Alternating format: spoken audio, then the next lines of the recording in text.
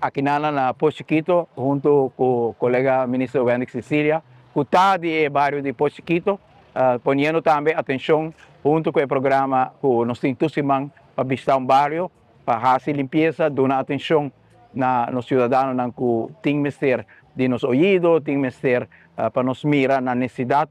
E no mesmo momento também nós articular a visão de lo qual nós queremos realizar com a reforestação de Aruba, planta mata. E maneira por mira, no bairro nós planta 1 ou 2 mata, e o bairro que bisa não, nós planta 1 ou 2 matas, nós planta 5 matas, e cada mata vem de cidadãos de Poço Chiquito mesmo. Poço Chiquito complexo, bairro que, por certo, no momento que nós assumimos a governação, o ano passado, em 2009, estava bairro bastante desalojado, abandonado.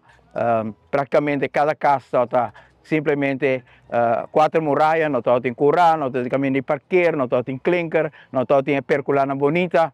E junto com a FCA, tempo aí nós renovar o bairro completo e o como bonito é o bairro está aí. A visão é de querer transformar casa de lugar, tal qual nós vamos continuar com ele a trover e pensei nós dentro do bairro nós estamos mirando também a oportunidade para fazer algo adicional dentro do bairro procurar para estar limpo, procurar para cada manter, mas também ter certos serviços que normalmente nós não tratamos dentro do bairro de Casa do Pueblo.